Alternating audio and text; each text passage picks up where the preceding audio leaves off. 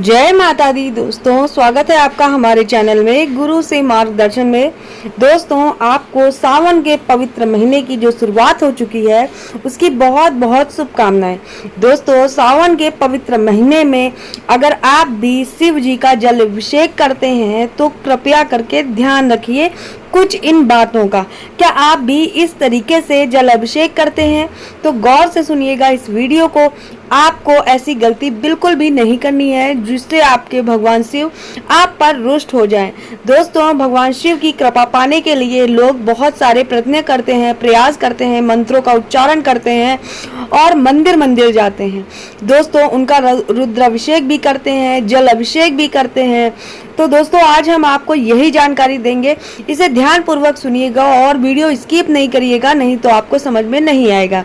दोस्तों उससे पहले आपको बताना चाहेंगे कि जैसे सावन की शुरुआत हो चुकी है और बहुत सारे लोग मंदिर में जाते हैं, जल अभिषेक भी करते हैं। तो आपको किस तरह से जल अभिषेक करना है वो आपको हम आज इस वीडियो में बताएंगे।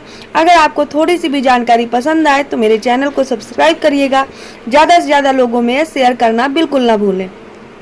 दोस्तों सावन का महीना बहुत ज़्यादा पवित्र होता है।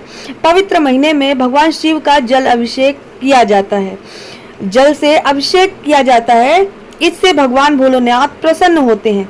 पौराणिक कथाओं के अनुसार अमृत मंथन के समय निकले विष का पान करने से भगवान शिव पर उसका असर होने लगा था। तब उसे कम करने के लिए सभी देवी देवताओं ने उनका जल से अभिषेक किया था। इससे उनको काफी राहत मिली थी। इस घटना के बाद से शिव जी को जल अर्पित किया जाने लगा। दोस्तों इससे महादेव प्रसन्न होते हैं और अपने भक्तों की मनोकामना को बहुत जल्द से जल्द पूरा भी करते हैं। शिवलिंग पर जल चढ़ाने के बहुत सारे नियम होते हैं।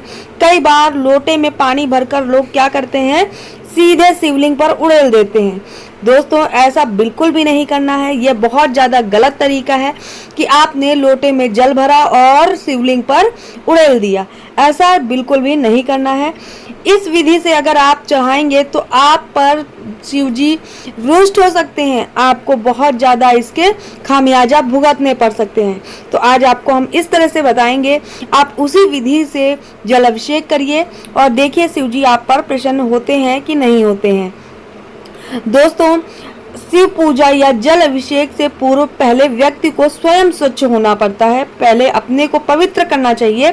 इसके लिए आप स्नान करें, साफ कपड़े पहने, जल से आचमन करके स्वयं को शुद्धि कर लें। इसके बाद शिवलिंग या शिव जी का जल अभिषेक करें।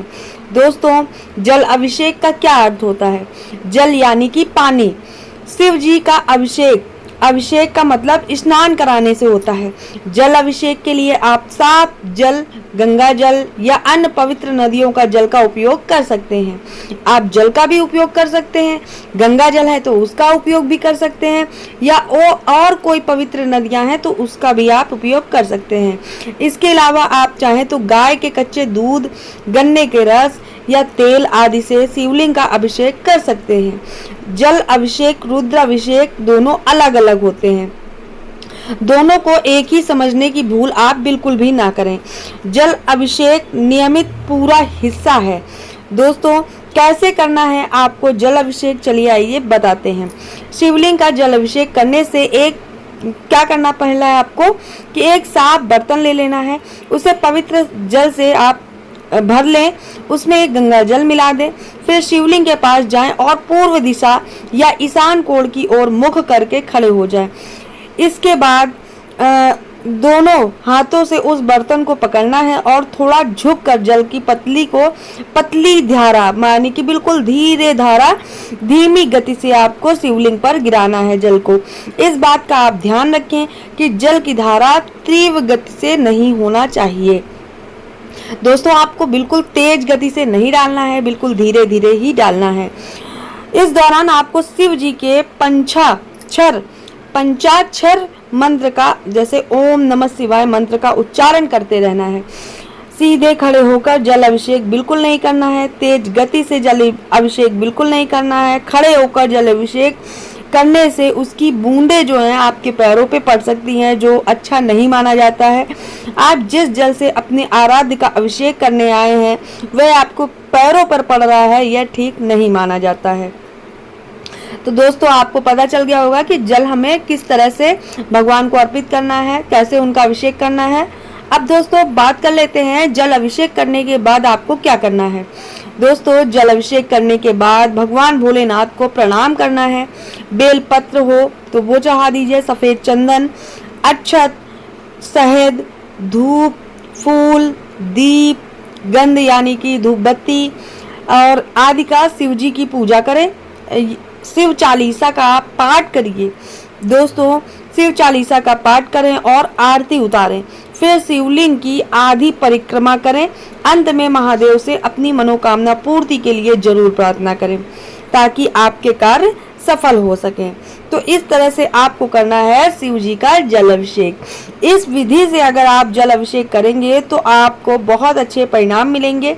दोस्तों बहुत लोग होते हैं लोटा में जल भरते हैं और सीधे ही खड़े होकर भगवान पर, शिवलिंग पर जल चढ़ाने लगते हैं, जल अभिषेक करने लगते हैं। तो इस तरह से आप बिल्कुल नहीं करिए।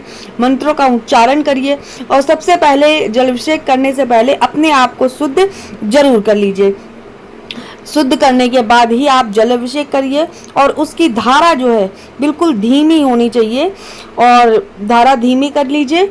इस तरह से आप जल अगर चढ़ाएंगे, जल अभिषेक करेंगे तो आपको बहुत ज़्यादा इसके अच्छे परिणाम देखने को मिलेंगे।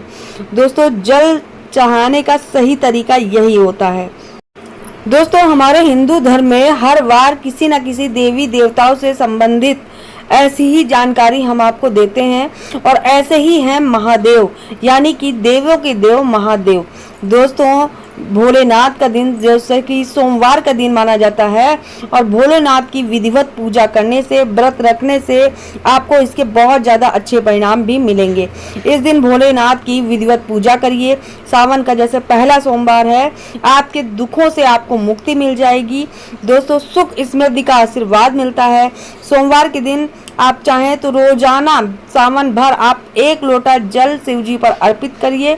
मानता है शिवलिंग पर जल चढ़ाने से, सिर्फ मात्र जल चढ़ाने से आपके ऊपर शिव जी प्रसन्न हो सकते हैं, आपकी हर मनोकामना पूरी कर देंगे। दोस्तों इस तरह से हमने जैसे आपको विधि बताई है उस तरह से ही जल चढ़ाइएगा, आपको उससे बहुत ज़्यादा लाभ होंगे। तो दोस्तों बताइएगा जरूर कि आपको कैसी लगी ये जानकारी, कमेंट बॉक्स में ज़रूर बताइएगा। दोस्तों आपको जिस तरह से हमने बताया है उसी तरह से और उसी तरफ मुख करके भी आपको जल चढ़ाना है, उससे आपको बहुत ज़्यादा लाभ होंगे। तो दोस्तों आपको कैसी लगी जानकारी ज़रूर बताइएगा और मित्रों में, रिश्तेदारों में, फ्रेंडों में ये वीडियो शेयर करना बिल्कुल ना भूलें। इसी तरह हम आपको अच्छी अच्छी जानकारी लेकर आते हैं और आते रहेंगे। फिर मिलेंगे दोस्तों। जैसे कि सावन का सोमवार है और सावन चलने लगे हैं तो आप अपनी मनोकामनाओं को जल्दी से जल्दी पूरा करवा सकते हैं शिव जी को प्रसन्न करके। तो इस तरह से अभिषेक करिएगा, शिव जी आप पर जरूर प्रसन्न होंगे और गलत तरीके से बिल्कुल भी जल अभिषेक नहीं करिएगा। दोस्तों फिर मिलेंगे आपको अगली नई जानकारी के साथ, तब तक ले जय माता दी।